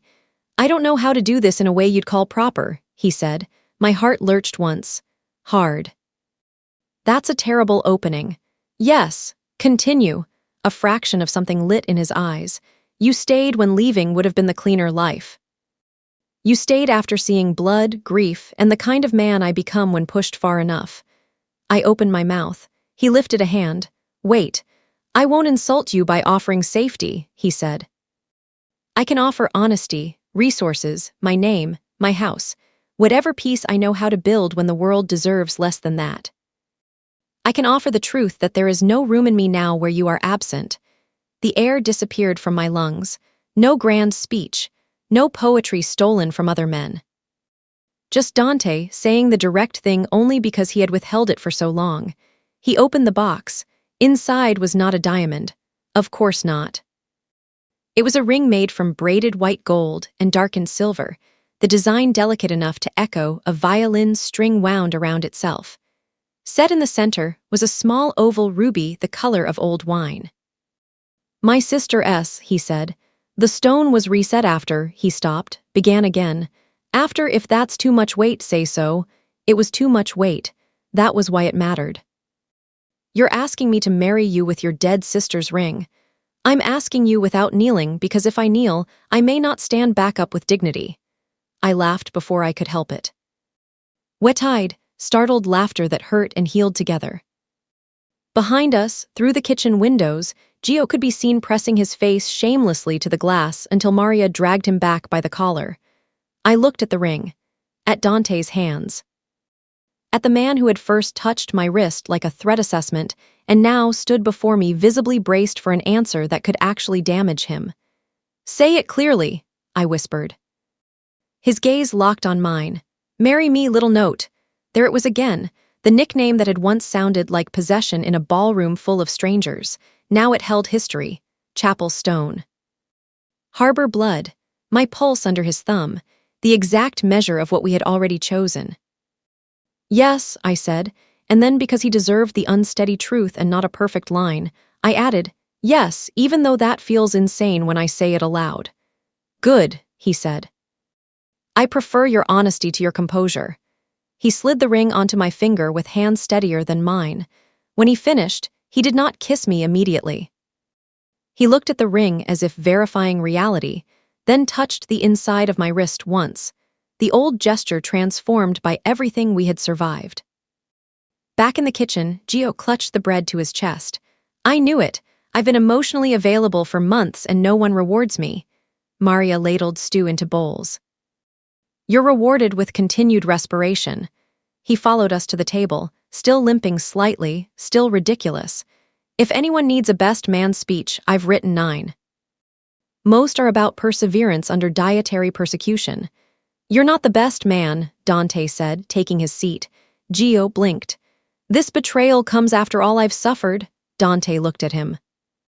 "You're the worst man, that's why you stay." The kitchen went quiet. Then Gio, to my deep delight, looked genuinely moved for half a second before ruining it by saying, "I accept this honor on behalf of Sodium everywhere." We ate at the long table under warm light while rain tapped the windows. Nothing magical happened. No one stopped being dangerous. No past lifted neatly from the room. But when Dante's hand found my knee beneath the table and stayed there, ordinary settled over us like the rarest thing in his world. It felt almost impossible, and therefore true. 9 months later, the first thing I noticed was the sound of children tuning badly. Not beautifully badly. Not cinema badly, where every wrong note is charming and brief. Truly badly. A squeak too sharp on the string. A stubborn C that sagged under nervous fingers, someone in the back trying to tune by confidence instead of pitch. It was chaos. It was perfect. The old recital hall at St. Agnes had been restored without sanding away its ghosts. New lights, reinforced beams, fresh velvet on the seats. But the stone still held winter in its bones, and the arch over the stage still carried sound with a church's strange mercy, lifting even frightened music into something worth hearing. On the program tonight, under a gold-embossed title that made my throat tighten every time I looked at it, were the words, "The Meyer Salvator and Luca Bellucci Young Artists Fund." Blood money had paid for the hall, so had seized accounts, legal settlements, and 3 foundations no one mourned when they collapsed. The moral arithmetic of that still kept me awake some nights. Beauty built from violence is still built from violence. Love does not clean it. It simply asks what you will do with what remains. I stood in the wings with my violin under my chin and counted under my breath. 1, 2, 3, 4, 1, 2, 3, 4. My wrist had healed, mostly. In damp weather it still tightened at the joint, as if memory lived in the tendons. Tonight it wasn't pain making me count. It was the size of the room. The children seated behind me with polished shoes and raw hope. The first scholarship recital. The knowledge that Myrla's name and my father's would rise together into the same air. A hand closed lightly around the inside of my wrist, not stopping the count. Joining it, I turned. Dante stood close enough that the rest of the room softened. Dark suit, no tie. A small silver saint on his cuff that had once belonged to his sister.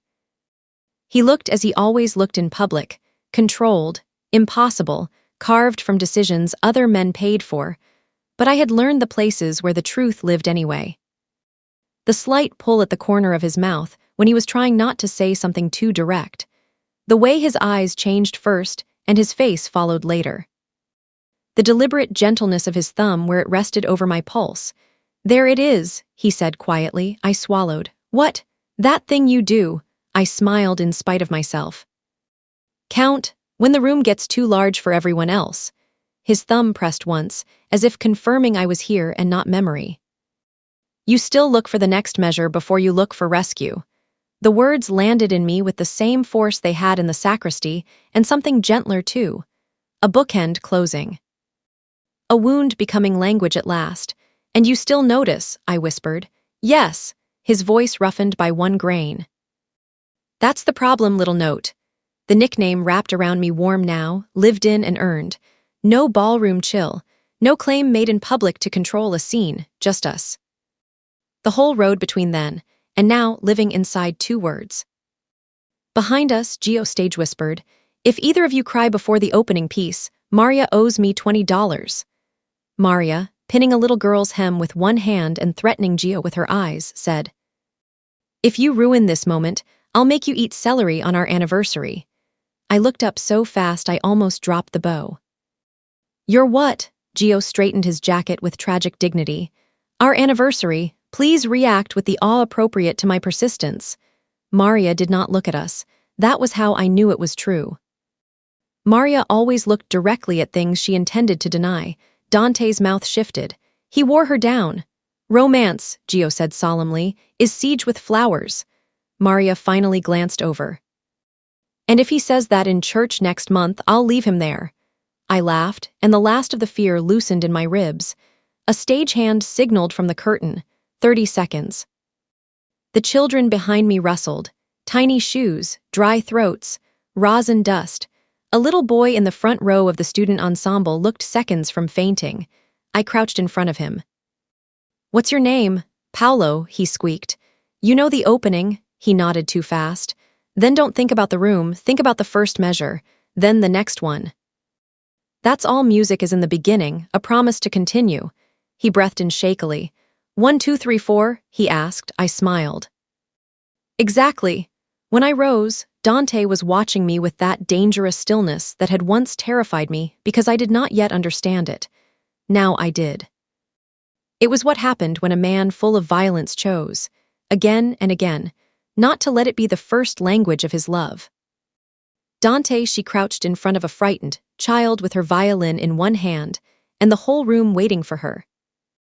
And still, she did the same thing she had done in the ballroom the night he first saw her. She kept the beat, instead of asking who might save her. Dante had seen queens perform courage for effect. He had seen men counterfeit loyalty under threat. Alina never performed. She simply moved toward the next measure as if survival and grace were built from the same discipline. It still undid him. Worse now, because he had a name for it. Love, yes. But also faith, the kind he had never trusted until she made it sound like a string-finding pitch in a ruined room. I stepped onto the stage to applause that felt too large and too kind and not meant for me alone. The children followed. The hall glowed amber. In the third row, my grandfather sat wrapped in a dark coat, dabbing suspiciously at his eyes and pretending age had made them watery. Beside him, Maria sat with one gloved hand laid over Gio's restless fingers to keep him from applauding at the wrong time. It almost worked. I lifted the violin. The first piece was not Vivaldi. I had chosen something of my own. A short composition built from the code my father hid, the chapel hymn Myrla once played, and the 4-beat count that had carried me through humiliation, terror, desire, grief. And the strange domestic aftermath of surviving a man like Dante Salvator. The children joined on the second passage. Not perfectly, better, honest music. That mattered more. When it ended, the applause came up in a wave. I looked at Dante. He did not clap immediately. He stood, then he brought his hands together once, slowly, as if the sound itself should mean something precise. In his world, it did.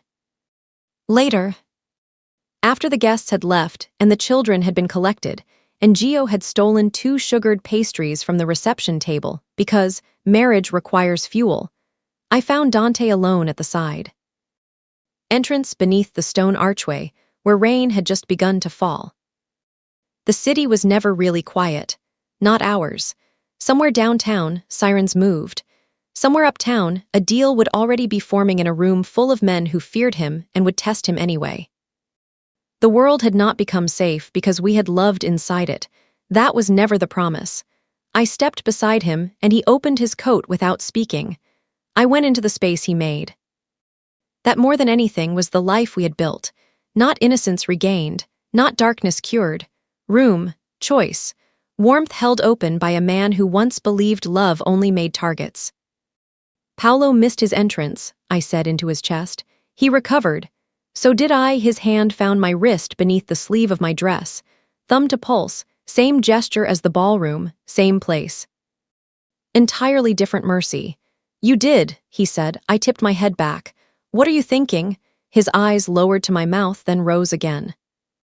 That if I'd let you board that train, I would have spent the rest of my life hearing the silence where you should have been. The honesty of it struck deep and clean. I touched the line of his jaw.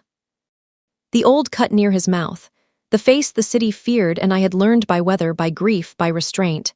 And now, I asked. Now, he said, and there was warmth in the word that would have been impossible a year ago. I hear you counting in the next room and know where home is. Something in me gave way quietly. Not breaking, resting, rain tapped the stone. Inside, Gio's voice rose faintly through the corridor. Maria, if marriage means shared pastry rights, this union begins in justice. Maria answered. Touch my cannoli and die.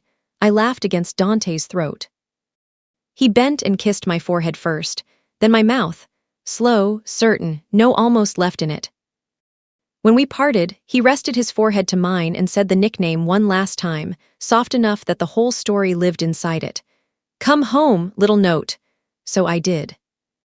And if there is one thing I still cannot answer cleanly, it is this. Can a life built partly from blood ever become gentle enough to deserve the music inside it? Would you have chosen Dante and let all that violence become the price of this kind of love?